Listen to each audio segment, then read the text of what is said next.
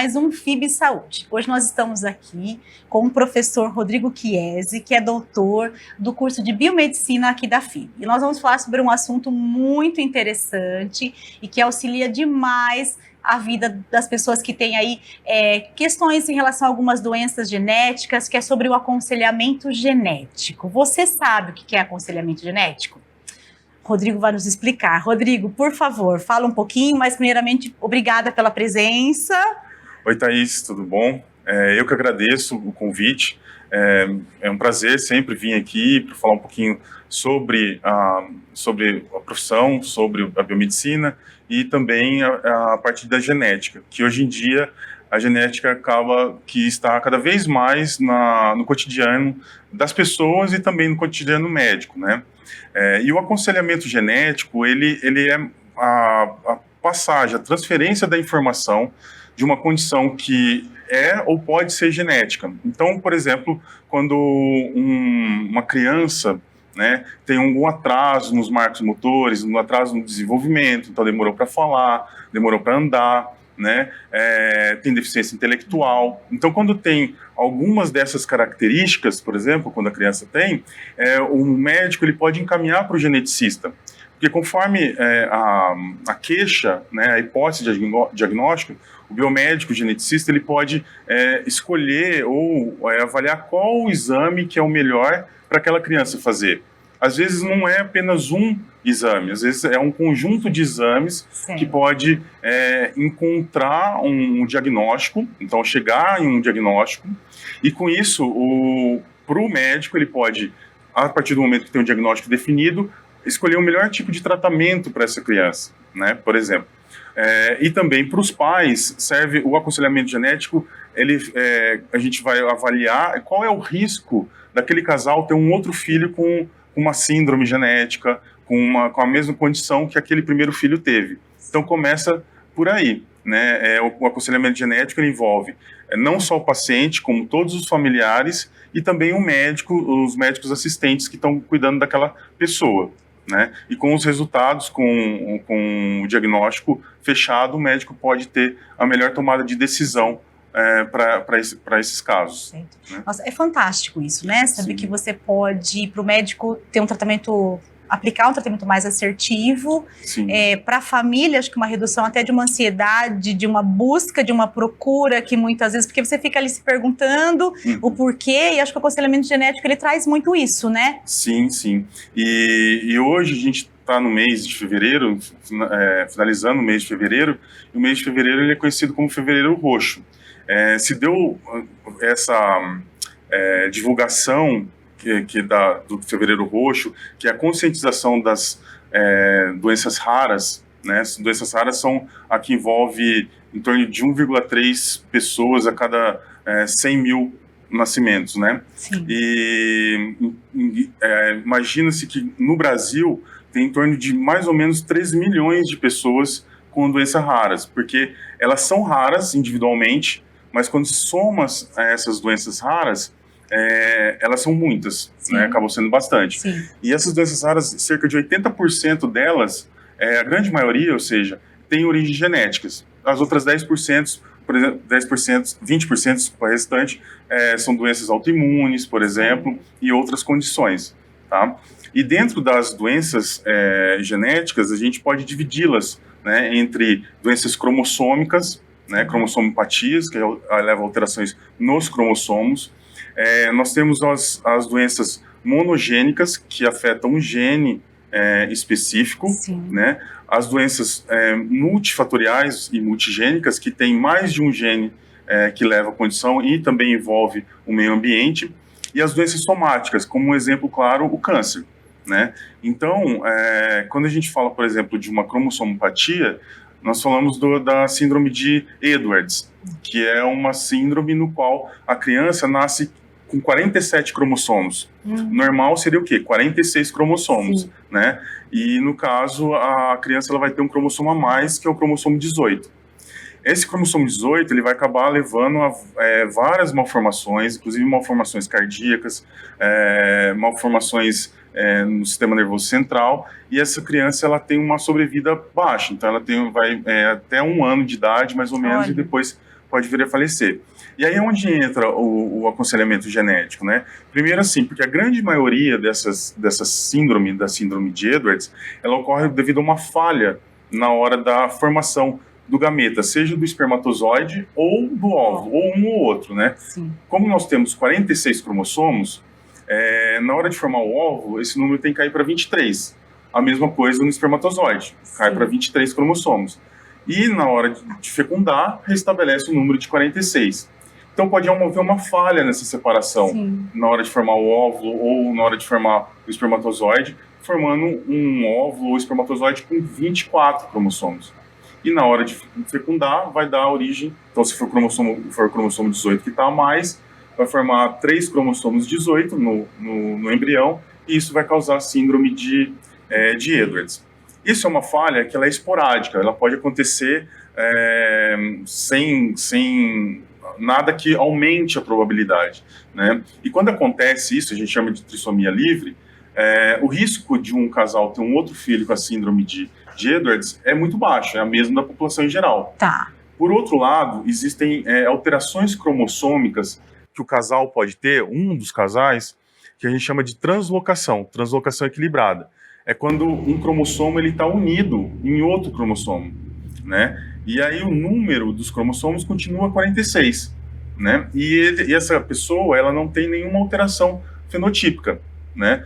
Porém, na hora dela produzir os gametas, ou o óvulo ou o espermatozoide, sempre vai produzir os gametas desbalanceados, né? E aí aumenta a probabilidade de aborto espontâneo, aumenta a probabilidade de uma síndrome genética, né? E a chance, por exemplo, dependendo da alteração cromossômica que um do casal tem, a chance às vezes pode chegar a 16% de ter um filho normal, sem nenhuma alteração, 16% de herdar aquela translocação que um dos pais tem. Sim. E os outros 60 e poucos por cento vai causar ou aborto espontâneo ou o nascimento de uma criança com alguma síndrome, né? Então esse é um exemplo, por exemplo, de uma doença rara chamada síndrome de Edwards, que é uma cromossomopatia, o aumento do número de cromossomos. Certo. Né? E você acha pensando aqui, essa questão do aconselhamento, né, as pessoas que planejam uma gravidez, eles podem anteriormente fazer todo esse é interessante ou Sim. não necessariamente? Olha, hoje a gente tem algumas ferramentas para os casais que gostariam de ter filhos, né? Normalmente, os médicos, às vezes, eles encaminham um casal que tem para fazer o aconselhamento genético quando a mulher tem 2 abortos espontâneos, né? Abortos de repetição, que a gente fala. Por quê? Porque pode ser, esses abortos de repetição pode estar associado a uma alteração cromossômica que um do casal tem, né, que aumenta a probabilidade de aborto espontâneo. Por outro lado, eu penso sempre assim, porque isso eu já sempre discuto com alguns médicos, alguns ginecologistas, que aquele casal que ele já tem uma consciência, tem uma condição, por que não fazer o cariótipo, que é o exame que serve para detectar, antes de ter um aborto espontâneo? Sim. Né? Porque, como eu disse, pode causar um aborto espontâneo, mas pode a criança vir a nascer com alguma síndrome genética, né? Então, o cariótipo seria importante, às vezes, para o casal, aquele casal que quer saber, para saber se existe algum aumento na probabilidade de ter um filho com alguma síndrome genética. Sim. Esse é um exame que, normalmente, poderia fazer, né, sem maiores problemas. Só lembrando que, se não há nenhum histórico na família de aborto espontâneo, nada, a chance da criança nascer com alguma cromossomopatia é em torno de 1% da população. Então, certo. É baixa, né? Mas sempre, eu digo assim, tem os exames, antigamente era chamado de exames pré-nupciais, que a mulher sempre fazia, toxoplasmose, sífilis, HIV, por que não entrar o cariótipo junto? Exato, né? Exato. Isso é uma das situações. Uma outra exame que hoje é possível ser feito, mas isso normalmente está associado quando o casal ou é parente em primeiro grau, como por exemplo primos. Ou então, por exemplo, quando já existe uma condição genética que a gente chama de autossômica recessiva, ou seja, a gente herda um gene que veio do pai e um gene que veio da mãe. Quando um desses genes tem a mutação e o outro está normal, a pessoa não tem nenhuma síndrome. Agora, se os 2 genes estiverem mutantes, podem aumentar a probabilidade de uma síndrome, como, por exemplo, a fibrose cística. né, que é uma doença autossômica recessiva. Então, por exemplo, um casal, um homem tem uma mutação no gene da fibrose cística e o outro está normal. A mulher tem uma mutação no gene da fibrose cística e o outro está normal. A gente chama que eles são heterozigotos para a fibrose cística. A chance desse casal ter um filho com fibrose cística é de 25%. Mas como que a gente sabe disso? Como é uma doença autossômica recessiva, muitas vezes não manifestou na população. Então, existem exames, por exemplo, que a gente fala que é a triagem de mutações autossômicas recessivas. Ou seja, o casal faz o exame, né, e se os dois tiverem os genes mutantes, eles já sabem que existe um aumento na probabilidade de ter o filho com uma fibrose cística, por exemplo. Né? Então, esses dois exames para o casal é importante. É interessante. Normalmente, eu recomendo essa triagem de mutação autossômica recessiva naqueles casos onde já existe algum familiar com alguma doença autossômica recessiva, ou quando são casais que são primos em primeiro grau, que aí aumenta a probabilidade. Mas isso pode ser feito para todos os casais que desejarem também. Porque hoje as pessoas acabam programando bastante essa questão, né? É diferente do que era antigamente, né? Hoje em dia você programa para engravidar, então acho que a pessoa tem tempo de pensar em tudo que é possível fazer, né? Como você falou, avaliando a questão toda familiar, né? Sim. Que é importante aí avaliar. E a questão do câncer, né? Que eu acho que é o que tem. O que é mais frequente? Qual que é a procura maior? Então, do câncer, foi bom você tocar no assunto, que é um assunto que muita gente tem curiosidade, né? Sim. Quando a gente fala de câncer, 90% dos cânceres, eles são cânceres que a gente chama de esporádico. Ou seja, isso aconteceu naquela pessoa. Quando você olha a família dela, tanto do lado materno quanto do paterno, não existe casos de câncer na família. Sim. Esses casos de câncer esporádicos, que a gente chama, é quando há uma falha no DNA, que pode ser uma falha, como eu posso dizer, espontânea, que na hora da duplicação do DNA, quando as células estão se dividindo, há uma falha, ou pode ser induzida, como, por exemplo, a luz UV, que vai causar o câncer de pele, vai danificar o DNA. Então, esses são a grande maioria dos casos do câncer, 90%. Os outros 10% dos casos de câncer são o que a gente chama de câncer hereditário, né, que configura a síndrome de câncer hereditário. O que acontece? As nossas células, como eu disse, elas podem sofrer dano no nosso DNA, seja por induzida, pela luz UV, por exemplo, ou seja espontânea. E aí nós temos genes que eles conseguem reconhecer essa falha no DNA e corrigir. A gente chama de reparo do DNA, mecanismo de reparo do DNA. Esse mecanismo de reparo tem genes que são envolvidos, como, por exemplo, um gene chamado BRCA1 ou BRCA2, que ficou muito famoso com a Angelina Jolie. Sim, né? sim. Ela teve a avó que teve câncer de mama, a mãe teve câncer de mama, e ela não teve câncer de mama, mas como existia análise desse gene, ela resolveu fazer e viu que tinha uma mutação em um desses dois genes, não me recordo agora qual que é, se é o BRCA1 ou o BRCA2. Quando existe uma mutação nesse gene, aumenta a probabilidade de desenvolver o câncer. E essa probabilidade, ao longo da vida, né, ela pode chegar até 80% de desenvolver o câncer com mais de 60, 70 anos. Então, quais são as características, por exemplo, da síndrome de câncer hereditário? Mais de uma geração acometida com câncer, e também quando a pessoa teve um câncer em idade muito precoce, então antes dos 50 anos, antes dos 40 anos de idade. Quando existe esse risco de recorrência, né, você começa a olhar vários membros da família afetados, aí seria interessante fazer a análise de desse gene, por exemplo, se a gente está falando do câncer de mama, né, fazer a análise desse gene, e se houver a mutação, qual que é antes até existia assim a única tratamento, o único, como eu posso dizer, enfim, o que o médico deveria fazer seria, por exemplo, a mastectomia, que é a retirada da mama, né, de forma preventiva. Em alguns casos, até mesmo a retirada do ovário, porque isso aumenta tanto as chances de câncer de mama como câncer de ovário. Isso é uma decisão em conjunto entre o médico, o mastologista, o oncologista e a mulher, né? Então, ver como está a saúde da mulher, a idade dela, né, e toma a decisão se há ou não a retirada da mama e do ovário. E a gente sabe agora, a genética ela é muito dinâmica, e a gente sabe que agora, nesses últimos anos, acho que nos últimos 2 anos, está sendo utilizado um medicamento exclusivo para quem tem mutações nesse gene, BRCA1, BRCA2. Então, o que acontece? Se a mulher faz o exame e tem a mutação, nem sempre agora ela precisa tirar a mama ou tirar o ovário. Ela pode tomar essa medicação que vai protegê-la com o desenvolvimento do câncer ao longo dos anos. Então, essa é uma... só para finalizar, quem tem essa mutação nesse gene, a chance de transmitir para os descendentes é em torno de 50%.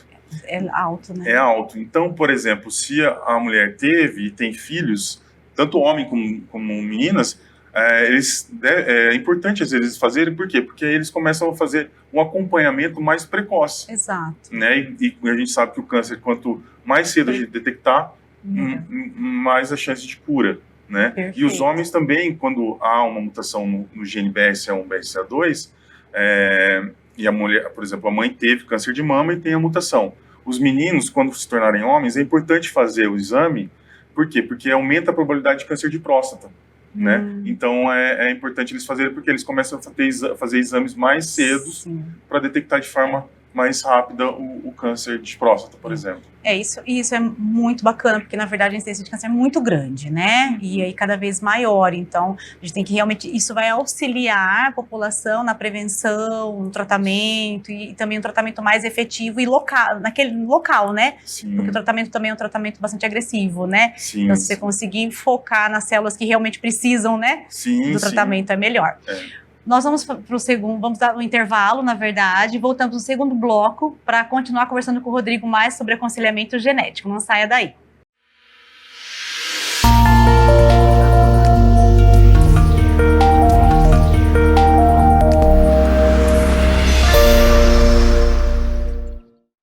A FIB te prepara para a vida. Trabalhe já nos primeiros anos de curso. Comece sem pagar mensalidade. FIB, 25 anos. Inscreva-se, fibbauru.br.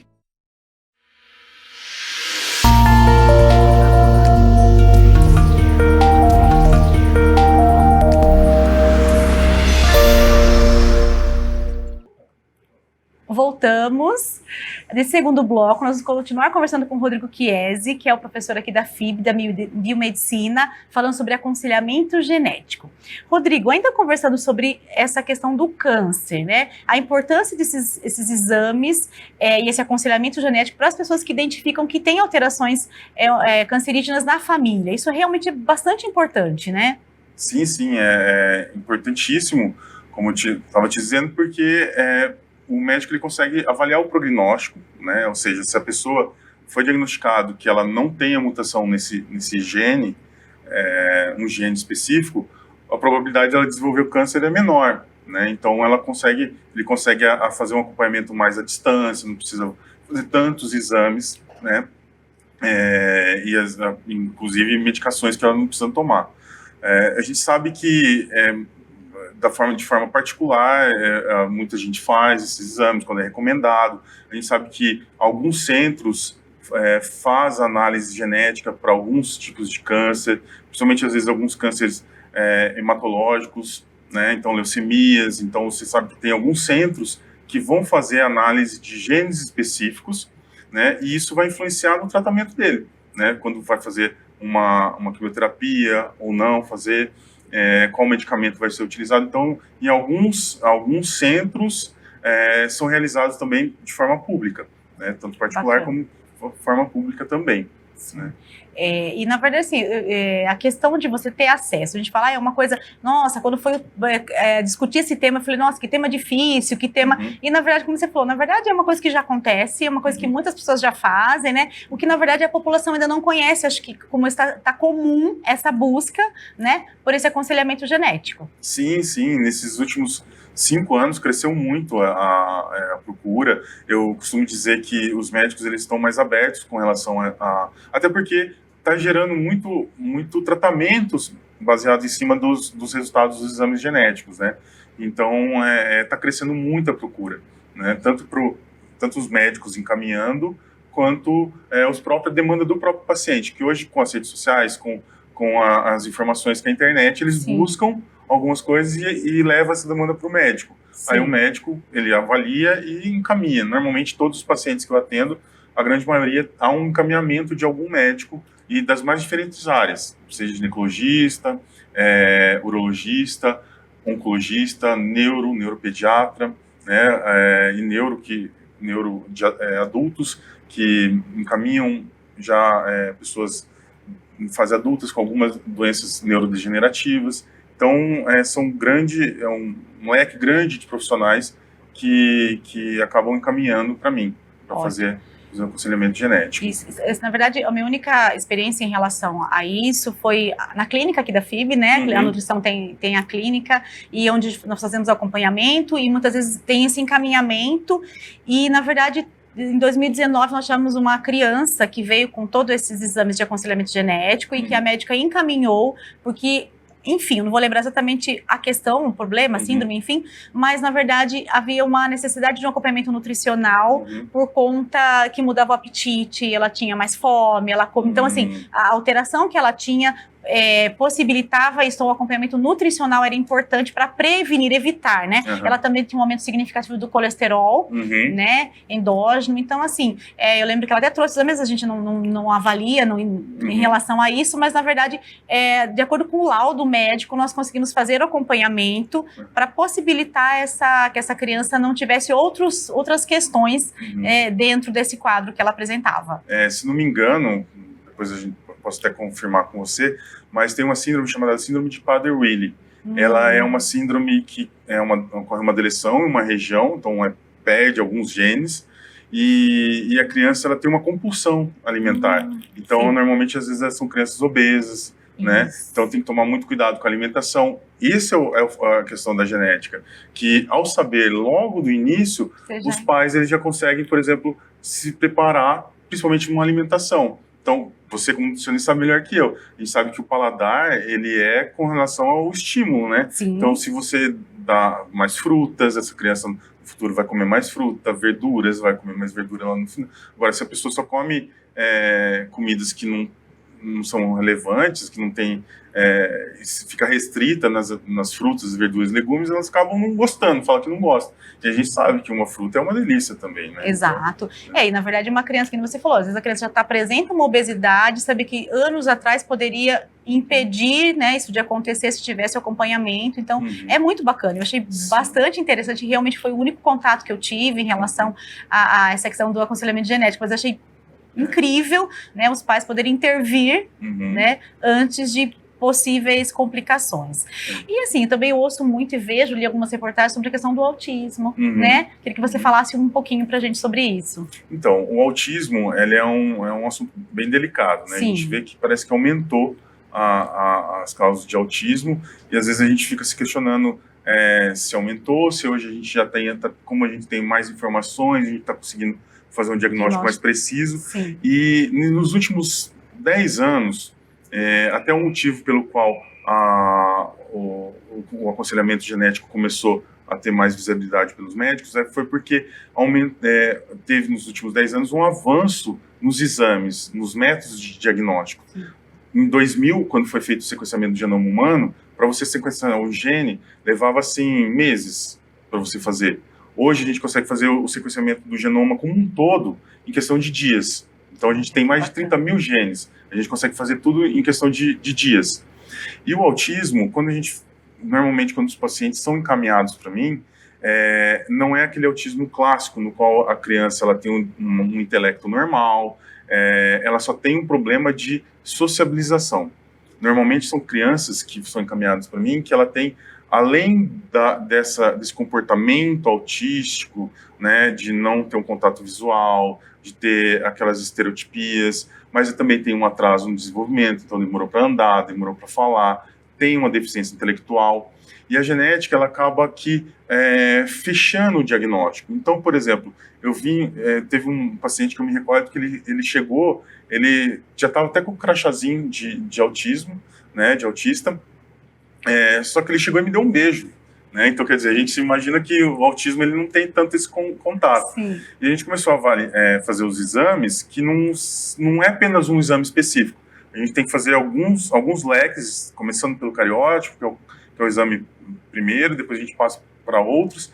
E no segundo exame que eu solicitei, a gente diagnosticou a síndrome do X frágil, que é a segunda causa de deficiência intelectual em meninos, né? Que é uma alteração no cromossomo X, normalmente é transmitido da mãe, né? Porque a mãe ela tem 2 cromossomos X e quando um está alterado, ela não manifesta nada, porque tem o outro normal. Isso. E quando ela manda esse cromossomo X com um aumento numa região específica, do gene FMR1, a criança desenvolve a síndrome do X frágil, que tem algumas características fenotípicas, como orelha em abano, né, deficiência intelectual, alteração do testículo. E então, essa criança que, a princípio, foi diagnosticada como autista, ela era uma criança com síndrome do X frágil, né? Então, você consegue, com essas novas metodologias de diagnóstico genético, como eu falei para você, o sequenciamento de nova geração, um outro exame que serve para ver microdeleções e microduplicações no genoma como um todo, você consegue chegar em 30% dos casos de autismo no diagnóstico, numa condição genética. E ainda existem grandes estudos em relação a isso, mas a gente sabe que às vezes algum gene específico, em alguma mutação, o médico também pode administrar um medicamento específico para aquela condição. Sim. Então a gente está chegando nesse ponto da genética, de genes que têm mutações, qual região do gene que foi alterado, qual a proteína que foi alterado desse gene, tanto para casos como câncer, como a gente falou, como para casos de autismo e outras síndromes genéticas também. Fantástico. Nossa, bacana. Muito bacana, assim, parabéns pelo trabalho que você faz, porque, assim, essa área da biomedicina, ela é uma área, estou achando tudo muito fantástico, assim, o que eu sabia era muito superficial, né, então, assim, agora, com a nossa conversa, com esse bate-papo aqui, então, assim, foi enriquecedor, muito bacana. Rodrigo, e na verdade, essa questão, o biomédico, né, o curso de biomedicina, então essa é uma das áreas, né, que ele pode atuar, e hoje em dia está crescendo, então é um grande braço aí e com boas perspectivas, né, pro biomédico. Com certeza, a genética, ela é uma das áreas de atuação do biomédico. Ele pode pedir habilitação quando ele faz um mestrado, um doutorado na área de genética. Eu recomendo que faça, sim, na parte de genética humana e médica, porque aí ele vai ter o contato com o paciente, seja na hora de coletar a amostra, depois transmitir essas informações, como eu falei, né? Porque é uma consulta, né? Um bate-papo que a gente tem com o paciente. Mas o biomédico também pode estar dentro do laboratório fazendo esses exames, né? E como eu falei, hoje a grande maioria da minha atuação é nessa parte de síndromes genéticas, condições associadas genéticas. Mas a gente sabe que cada vez está expandindo mais. Por exemplo, tem a farmacogenética, faz um sequenciamento para saber qual medicação melhor ser utilizada. A gente sabe que, às vezes, pessoas que têm depressão tomam um antidepressivo e não faz efeito, e tem exames farmacogenéticos que pode auxiliar a dizer qual medicamento que tem. A própria nutrigenética, nutrigenômica, pode ser tá em alta. A genética no esporte, a gente sabe que tem variações genéticas que faz com que a pessoa tenha um desempenho maior do que outras no esporte. Então é uma área assim que só tende a crescer nos próximos anos aí, com certeza. Vai ser muita procura. O presente, é o futuro, né? Com então certeza. Já está aí, né? Rodrigo, obrigada pela presença. Até um próximo momento. Foi muito enriquecedor. Eu que agradeço, Thaís, pelo convite. Quando chamar, estou à disposição. Obrigado. Finalizamos aqui mais um programa FIB Saúde.